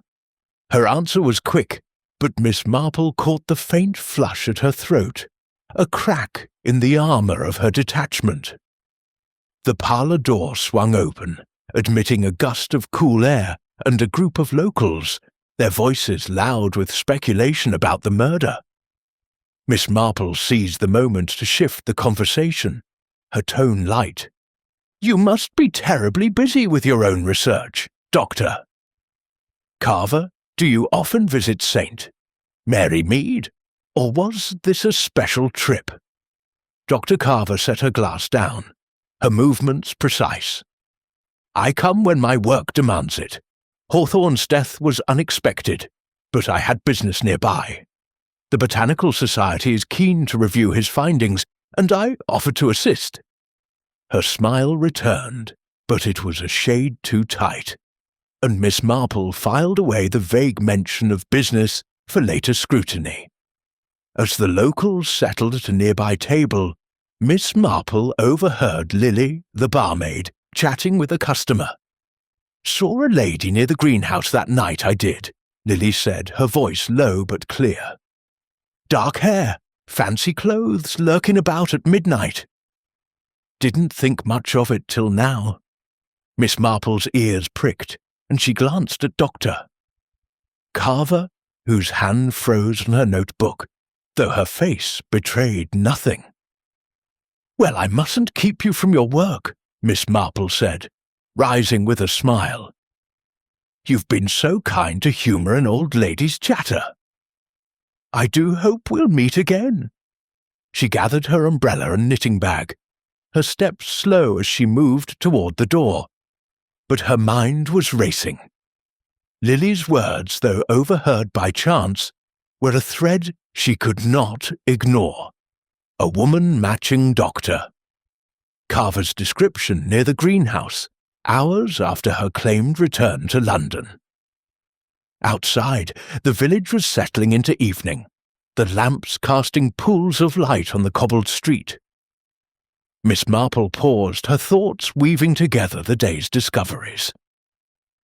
Dr. Carver's cool precision, her pristine gloves, her knowledge of the aurum vitae, all pointed to a woman with motive and opportunity. The perfume, that elusive French note, was stronger in her presence, though she denied it. And Lily's sighting, if true, shattered her alibi like glass. Back at Compton Manor, Lady Beatrice was in the drawing-room, sorting through a guest list for a memorial tea. "Jane, you're out late," she said, looking up with concern. "What have you been up to?" Miss Marple settled into a chair, her knitting needles resuming their rhythm. "Just a chat at the inn, Beatrice. Dr. Carver is a most interesting woman, so composed, yet so guarded. I wonder what she hides behind those gloves." She recounted the conversation, omitting Lily's remark for now, and asked, "Did Dr. Carver visit the greenhouse often? She seems very familiar with Hawthorne's work." Beatrice frowned, setting aside her list. "Not often, but she was here a few times, always with a purpose. Hawthorne didn't welcome her, said she was fishing for his secrets. Once I saw them arguing by the greenhouse door, her voice sharp as a blade. She left in a huff, and he locked the door behind her." Miss Marple nodded, her needles clicking softly. "Envy is a powerful thing, Beatrice. It can fester for years, waiting for a chance to bloom." She thought of Doctor Carver's tight smile, the gloves, the barmaid's tale. The pattern was clearer now, but incomplete. The greenhouse, with its hidden vial and torn journal page, held more secrets, and she would return there, armed with her torch and her unerring sense of human nature. For now, she knitted, her eyes bright with the certainty that the truth, like a rare orchid, was beginning to unfold. Chapter 8. The Missing Page. The moon hung low over St. Mary Mead, its silvery light casting long shadows across the manicured lawns of Compton Manor. Miss Jane Marple, wrapped in a woolen shawl against the evening chill, slipped out of the manor's side door, her torch clutched in one hand and her knitting bag slung over her shoulder. The greenhouse beckoned, its glass panes glinting like a beacon in the darkness, and she felt a quiet urgency to return. The threads of the case, the silk cord, the foreign perfume, the red wax smudge were weaving together, but the pattern remained incomplete. The missing journal page, she sensed, was the key to unravelling Professor Hawthorne's murder, and the greenhouse held secrets yet to be uncovered. The young constable posted at the greenhouse door was half asleep, his helmet tilted askew. Miss Marple's gentle cough roused him, and her disarming smile, honed over years of charming reluctant gatekeepers, did the rest. "Just a quick look, my dear boy," she said, her voice as soothing as a lullaby. "An old lady's fancy, nothing more. I shan't disturb anything." The constable, flustered but compliant, stepped aside, and Miss Marple entered the humid sanctuary, her torch sweeping the shadowed interior.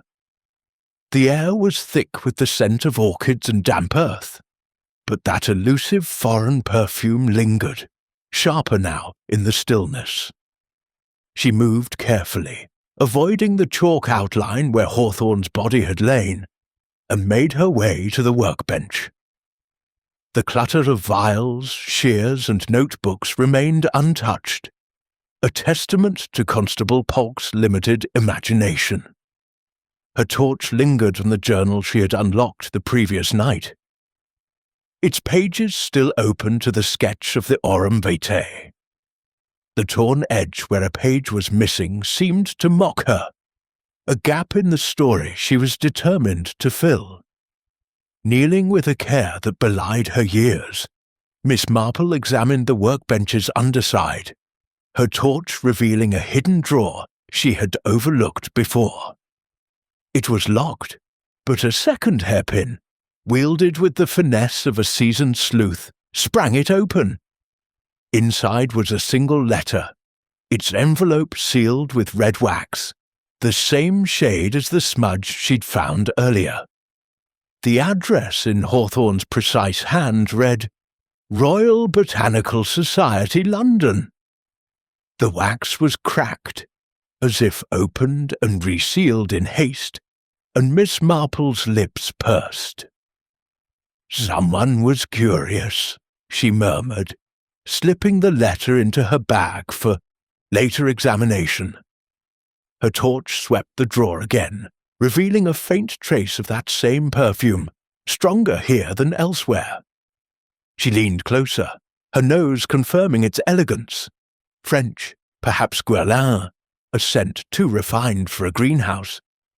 It pointed to Dr. Carver, whose composure and gloves had already marked her as a figure of interest, but Miss Marple cautioned herself against haste.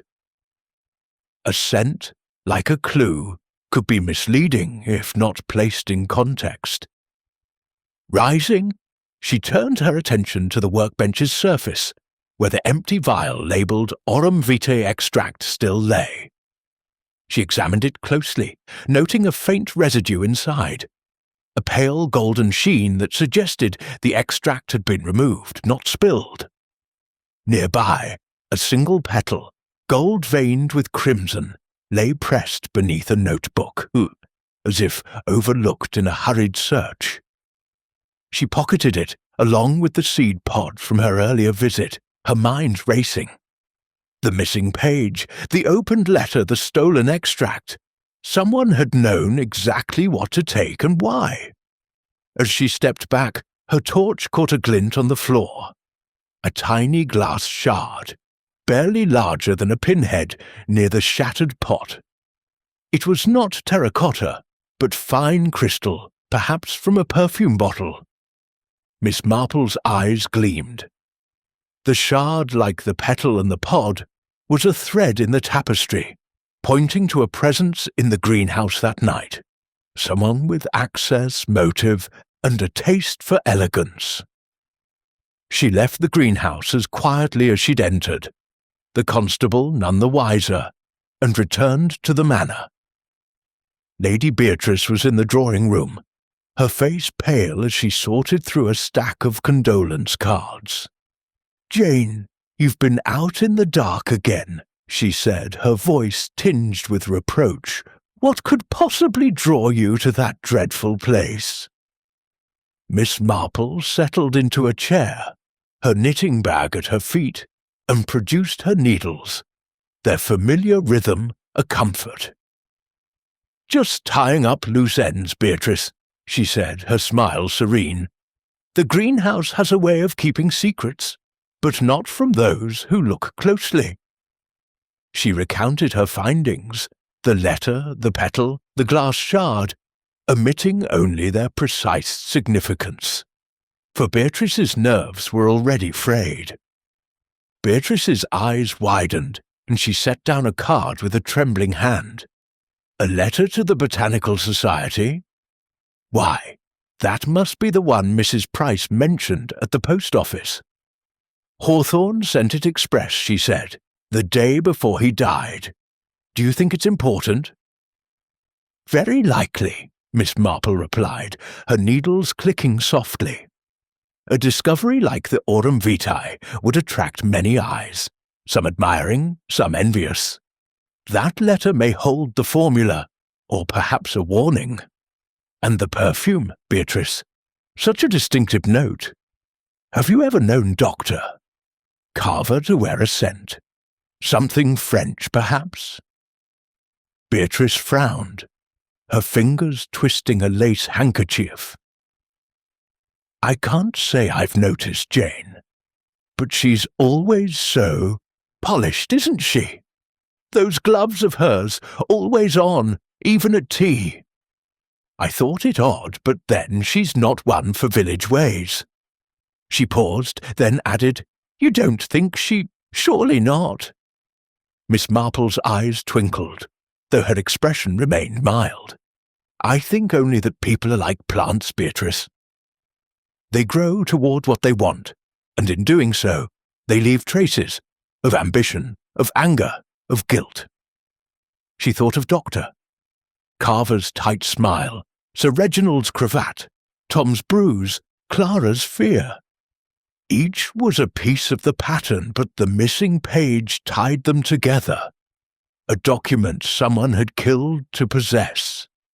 As Beatrice chattered nervously about the village's gossip, Miss Marple's thoughts turned to the letter in her bag. She would open it later, in the privacy of her room, for its contents might confirm her suspicions or unravel them entirely. The greenhouse, with its crystal shard and stolen extract, had given up some of its secrets, but others remained, hidden in the shadows of human nature. For now she knitted, her needles weaving a pattern as intricate as the truth she sought, each stitch bringing her closer to the heart of the crime. Chapter 9. The Trap is Set. The morning sun filtered through the tall windows of Compton Manor's drawing-room, casting a warm glow on the polished oak floors and the delicate porcelain tea set on the sideboard. Miss Jane Marple sat in her usual armchair, her knitting needles moving with their familiar rhythm, a half-finished scarf growing steadily in her lap. The events of the previous night, the hidden drawer, the red-waxed letter, the crystal shard, had sharpened her sense of the case, like a gardener pruning away dead leaves to reveal the plant beneath. The pattern of Professor Hawthorne's murder was taking shape, but one thread remained elusive. the identity of the hand that had wielded the silk cord. Today she resolved to tug at that thread with a carefully laid trap. Lady Beatrice, ever anxious to be of use, bustled about arranging a memorial gathering for the Professor, a small affair to honour his work and, Miss Marple suspected, to quell the village's growing unease. "It's only right, Jane," Beatrice said, adjusting a vase of lilies with a nervous hand. "The village is all aflutter with talk, and a gathering might settle things. Besides, it will give Constable Polk a chance to observe the suspects together." Miss Marple's eyes twinkled behind her spectacles, though her expression remained serene. "A splendid idea, Beatrice," she said, her needles pausing briefly. "People reveal so much when they think they're being watched for other reasons. Perhaps you might ask Polk to mention, quite casually, that a witness saw a woman near the greenhouse that night. It could stir something useful." Her tone was light, but her suggestion was deliberate. A seed planted to provoke a reaction. Beatrice's eyes widened, and she clutched her lace handkerchief. "A witness, Jane. Do you know something you haven't shared?" Miss Marple smiled, resuming her knitting. "Only what the village whispers, dear. Lily at the Rose and Crown has mentioned a woman lurking near the greenhouse at midnight. It may be nothing, but it bears mentioning." She did not add that the description, dark hair, fancy clothes, pointed to Dr. Evelyn Carver, whose pristine gloves and guarded demeanour had already marked her as a figure of interest. Nor did she mention the letter in her bag, its red wax seal, unopened but heavy with promise. By mid-afternoon, the drawing-room was filled with the subdued hum of the gathering. The suspects had arrived, each with their own air of unease. Clara Wren sat near the window, her hands twisting a handkerchief, her eyes darting nervously as if expecting an accusation. Tom Digby stood by the fireplace, his broad frame rigid, his scowl a shield against the room's tension. Sir Reginald Vance held court near the tea-tray, his booming voice extolling his own generosity in funding Hawthorne's work, though his eyes flicked to the door as if anticipating an escape. Dr. Carver, impeccable in her green suit and white gloves, stood apart, her cool gaze sweeping the room like a botanist studying specimens. Constable Polk, his notebook clutched tightly, moved among the guests, his youthful earnestness at odds with the gravity of his task. Miss Marple watched as he approached each suspect, his questions clumsy but persistent. She had primed him earlier, in a quiet moment, with her suggestion about the witness. Now, as he spoke to Sir Reginald, she heard him say, almost offhandedly, "Funny thing, sir. We've had word of a woman seen near the greenhouse that night, around midnight. Dark hair, well dressed. Might have seen something or, well, you know." His voice trailed off, but the effect was immediate. Clara's head snapped up, her face paling further. Tom's scowl deepened, his hand brushing the bruise at his wrist. Sir Reginald coughed into his brandy, his cravat seeming to tighten around his throat. Dr. Carver's glass trembled slightly, the sherry within catching the light, and her lips pressed into a thin line. Miss Marple's needles clicked steadily, but her eyes missed nothing. The room, for a moment, seemed to hold its breath.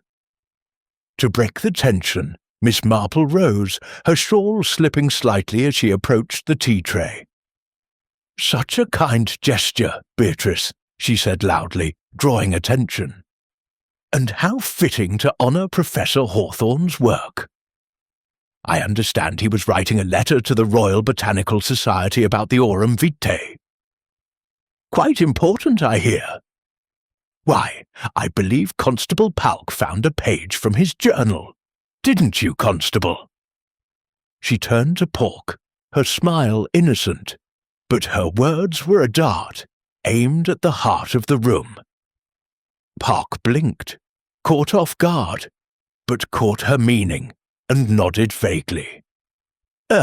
Yes, Miss Marple. Something like, that's still sorting through it all.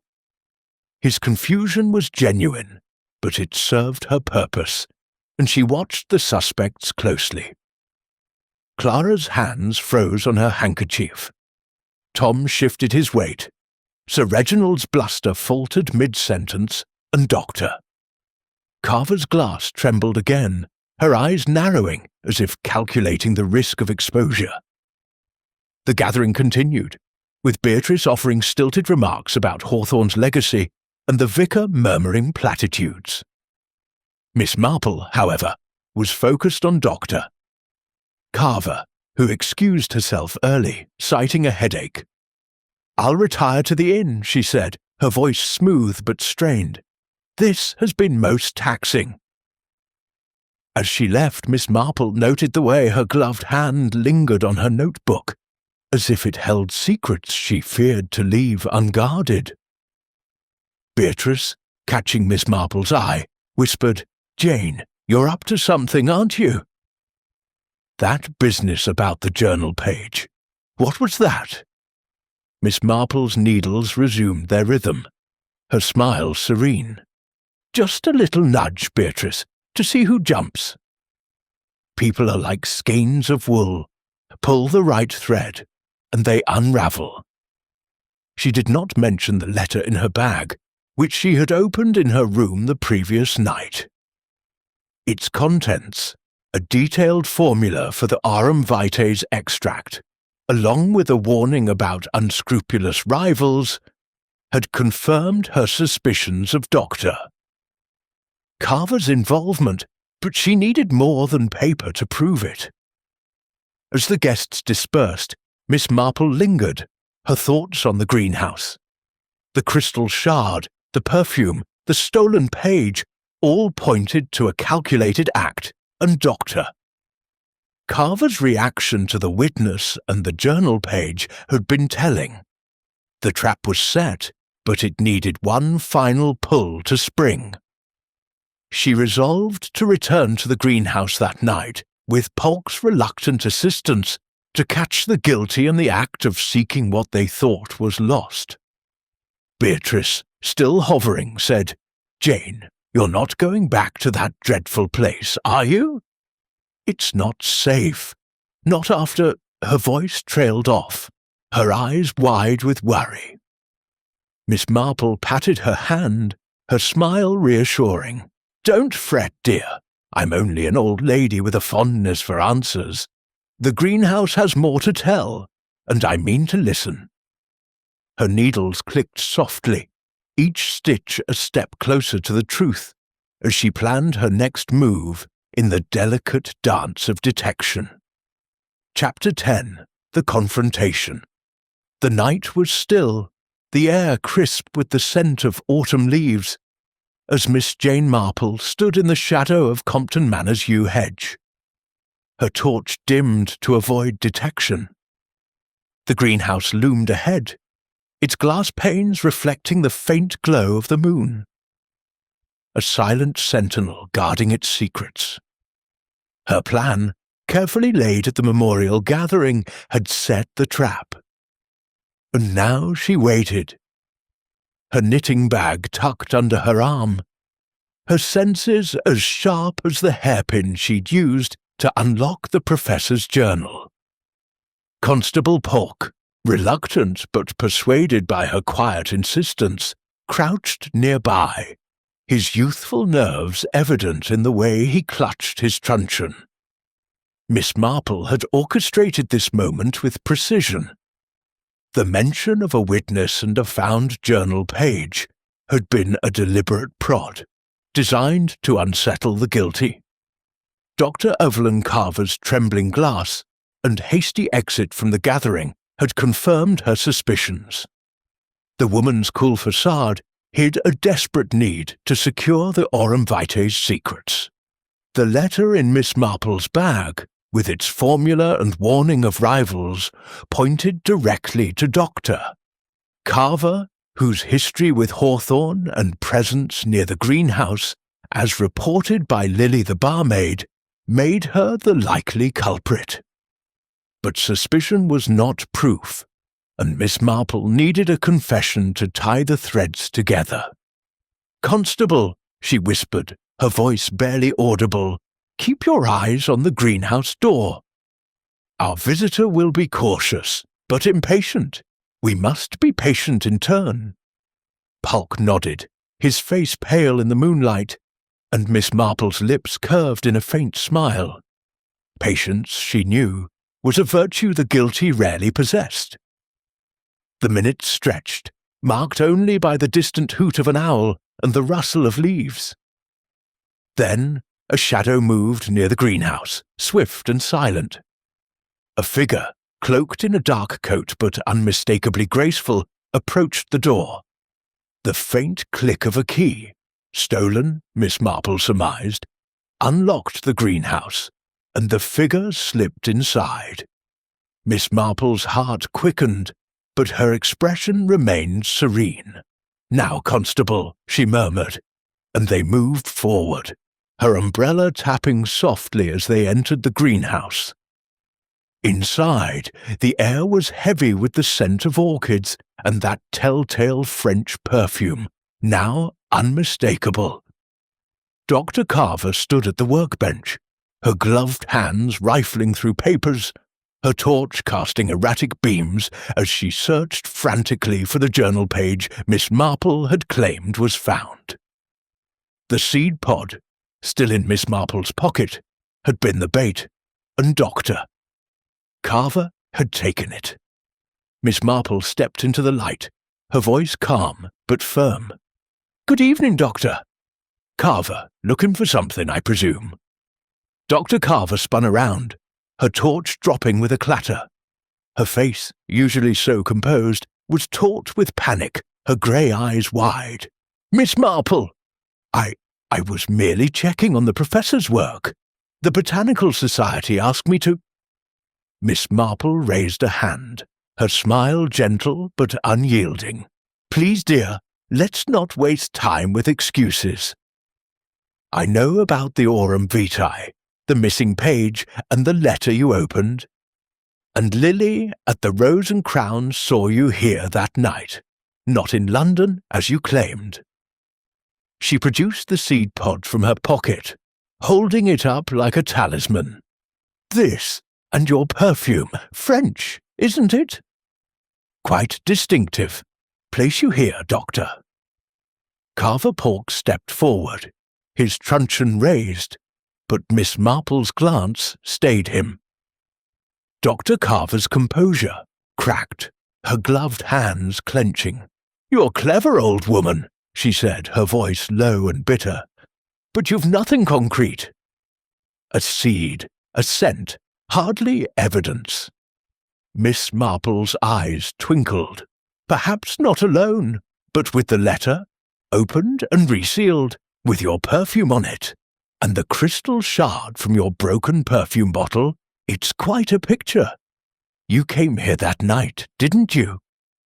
To confront Hawthorne about the Aurum Vitae Doctor, Carver laughed, a cold, hollow sound. "You're fishing, Miss Marple." "Yes, I was here. I wanted the formula. He stole my ideas years ago, at Oxford. The Aurum Vitae was mine by right. I begged him to share credit, but he laughed, said I was finished. So I—" She stopped, her eyes darting to Polk, realizing her mistake. Miss Marple's voice softened, almost pitying. "You strangled him, didn't you? With a silk cord from your scarf, in a moment of rage. Then you took the journal page, thinking it held the formula, and left the seed pod in your haste." Dr. Carver's shoulders slumped, her defiance draining away. "He deserved it," she whispered. "He took everything, my research, my reputation. I only meant to scare him, but he mocked me, and I couldn't stop." Her gloved hands covered her face, and she sank onto a stool, the fight gone from her. Polk, his voice trembling with excitement, stepped forward. "Dr. Evelyn Carver, you're under arrest for the murder of Professor Hawthorne." He fumbled with his handcuffs, and Miss Marple nodded approvingly, her umbrella tapping the floor. "Well done, Constable," she said, "though I dare say, Doctor." Carver will find it harder to escape the truth than the greenhouse. She turned to the woman, her tone gentle but firm. "Envy is a poison, dear. It consumes more than its target, as Polk led Doctor." Carver away, Miss Marple lingered, her torch sweeping the workbench one last time. The letter, the shard, the petal, all had played their part, but it was human nature, with its tangled roots of ambition and betrayal, that had unravelled the crime. She slipped the seed pod back into her pocket, a keepsake of a puzzle solved, and stepped into the night, her mind already turning to the warmth of Beatrice's drawing room and the comfort of her knitting. Chapter 11. The Confession, the Morning After Doctor. Evelyn Carver's arrest dawned clear and crisp, the autumn light streaming through the tall windows of Compton Manor's drawing room, where Miss Jane Marple sat with her knitting, the familiar click of her needles a soothing counterpoint to the turmoil of the previous night. The room was quiet, save for the soft crackle of the fire, and Lady Beatrice's occasional sighs, as she sorted through a pile of condolence letters, her hands fluttering with residual nerves. The village of St. Mary Mead was abuzz with the news of the arrest, and the manor, though still steeped in mourning, seemed to exhale a breath it had held since Professor Hawthorne's body was found. Constable Polk had taken Doctor Carver to the village station, where she now sat in a small holding cell, her composure shattered like the crystal shard Miss Marple had found in the greenhouse. The confrontation had been swift, but its echoes lingered in Miss Marple's mind. The botanist's bitter confession, the weight of envy that had driven her to murder. Yet there were threads to tie off, details to clarify, and Miss Marple, ever meticulous, wanted to ensure the pattern was complete before she returned to her quiet cottage. Beatrice looked up from her letters, her face pale but curious. "Jane, you were remarkable last night," she said, her voice tinged with awe. "How did you know it was Doctor?" "Carver? I thought Sir Reginald, with his bluster, or even Tom with his temper, might have... But her?" She seemed so controlled. Miss Marple's needles paused, and she smiled, her eyes bright behind her spectacles. Control, Beatrice, is often a mask for desperation. Dr. Carver's composure was her armour, but it cracked under pressure. People, you see, are like my knitting. Pull the wrong thread, and the whole thing unravels. She resumed her stitching, her hands steady as she recounted the clues that had led to the trap. "It began with the perfume," she said, her voice soft but clear. That French scent, so out of place in a greenhouse, was the first thread. It was strong near the workbench, stronger still in the hidden drawer where I found the letter. Dr. Carver denied noticing it, but her gloves, always worn, always pristine, suggested she was hiding something, perhaps marks from the cord or traces of the extract she stole. Miss Marple's eyes twinkled as she recalled the barmaid's sighting. Then Lily, at the Rose and Crown, mentioned a woman near the greenhouse at midnight, dark-haired and well-dressed. It didn't fit Dr. Carver's London alibi, and her reaction to the witness rumour at the gathering confirmed her unease. Beatrice leaned forward, her handkerchief twisted in her hands. "But the journal page, Jane, how did you know she took it?" "The letter," Miss Marple replied, patting her knitting bag where the red waxed envelope rested. "I opened it last night, before the trap. It contained the Aurum Vitae's formula, but also a warning about arrival, unnamed, but clearly Dr. Carver, given their history. The torn page from the journal was likely a draft of that formula, taken in haste when she realized Hawthorne wouldn't share it. The seed pod dropped carelessly, and the crystal shard from her perfume bottle sealed her fate. She couldn't resist returning to ensure no evidence remained. Beatrice shivered, despite the fire. "It's chilling, Jane. To think she planned it so coldly, all for a flower." "Not just a flower, Beatrice," Miss Marple said, her needles clicking steadily. "A legacy. Dr. Carver believed Hawthorne stole her work years ago, and the Aurum Vitae was her chance to reclaim her place in the scientific world. Envy is a terrible thing. It strangles the heart before it ever reaches the throat." The drawing-room door opened, and Clara Wren entered, her face pale but less haunted than before. She hesitated, then approached, her hands clasped tightly. "Miss Marple, Lady Beatrice, I heard about Dr. Carver. Is it true? Did she really?" Her voice faltered, and she sank into a chair, her eyes brimming with tears. Miss Marple nodded gently, setting her knitting aside. "Yes, my dear. She confessed last night, in the greenhouse. She wanted the Aurum Vitae's secrets for herself, and when Professor Hawthorne refused, her anger took over." She patted Clara's hand, noting the girl's relief, as if a weight had lifted. "You were fond of him, weren't you?" "It must be a comfort to know the truth." Clara nodded, a tear spilling down her cheek. "I loved him, in my way. He never saw me, not really, but I couldn't bear to think someone he trusted did this. Dr. Carver, she was so cold to him, always watching." She paused, then added, "I saw her that night, you know. Just a shadow near the greenhouse, but I was too scared to say. I thought no one would believe me." Miss Marple's eyes softened. "You did well to tell me now, Clara. It confirms what Lily saw. You mustn't blame yourself. Fear makes us all hesitate." She thought of Clara's trembling hands in the tea shop, her unspoken knowledge a burden she'd carried alone.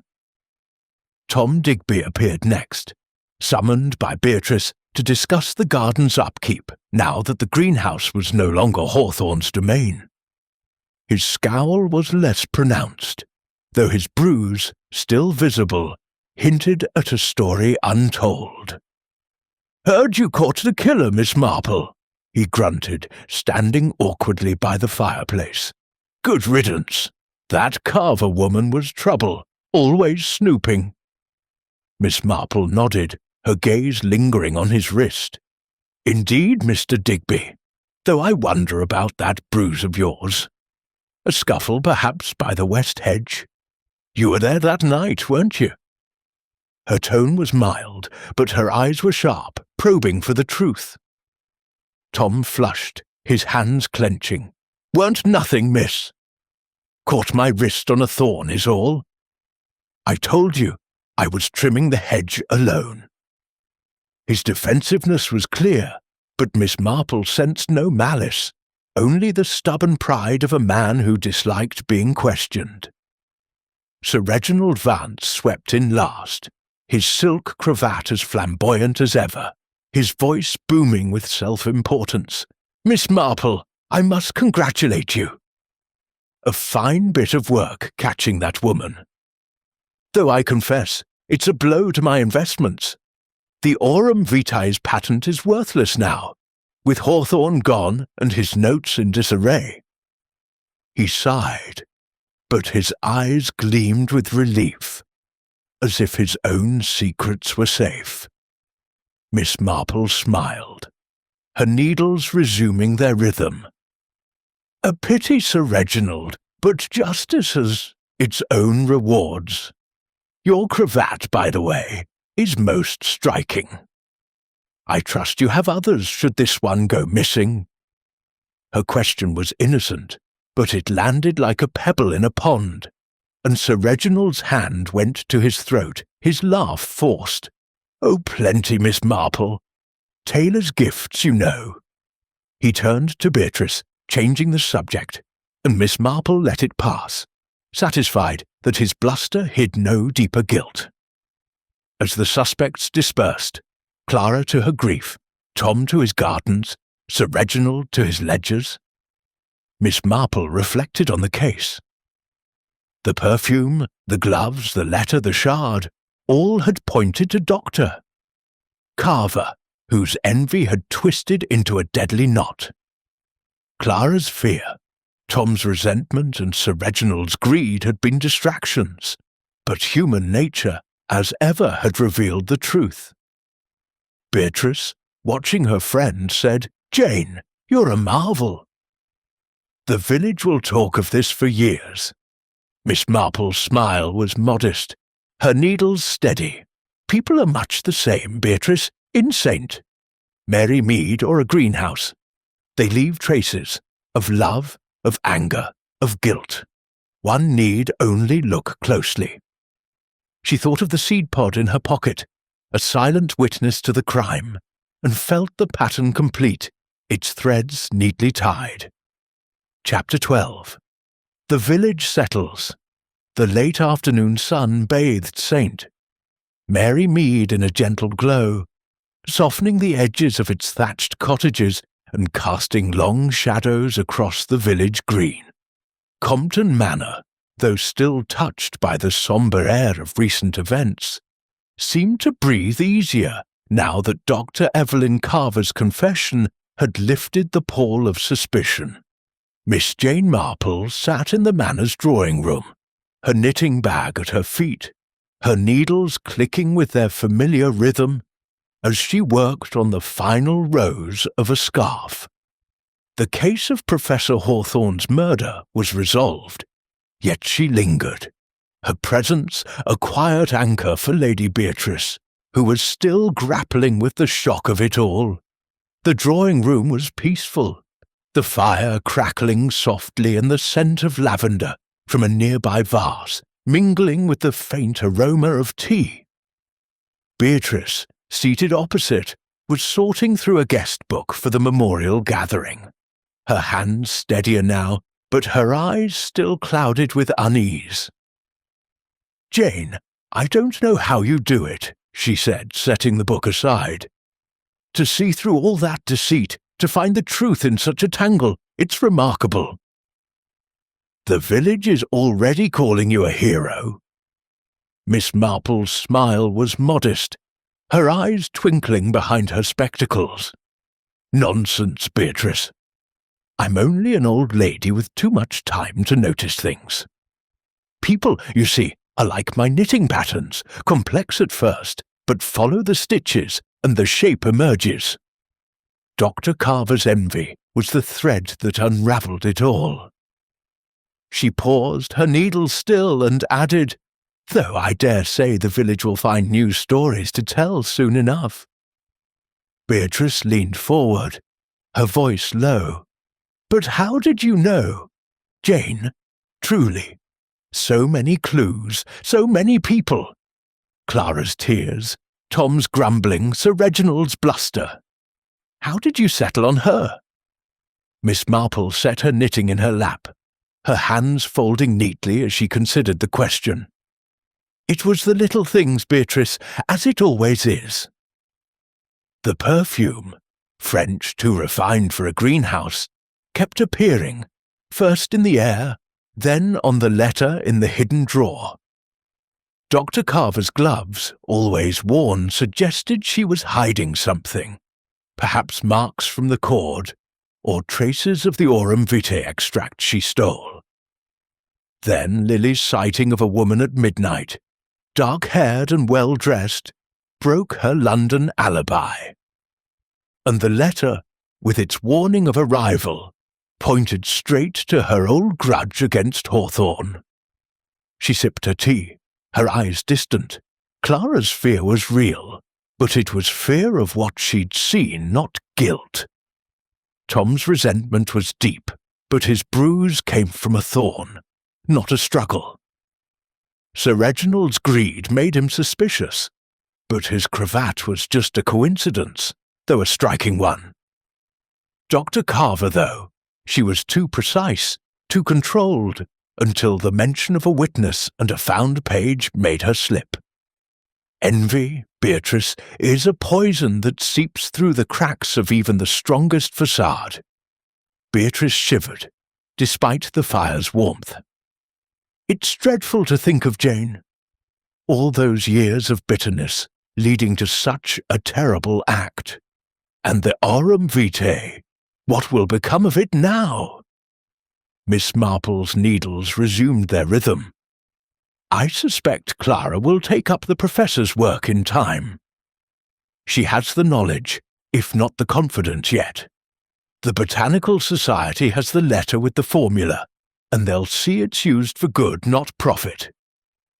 Sir Reginald may grumble, but he'll find other ventures.